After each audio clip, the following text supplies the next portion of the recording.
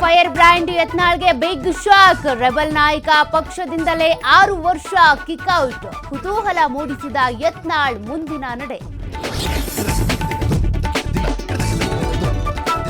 ಯತ್ನಾಳ್ ಉಚ್ಚಾಟನೆಗೆ ಜಯಮೃತ್ಯುಂಜಯ ಸ್ವಾಮೀಜಿ ಆಕ್ರೋಶ.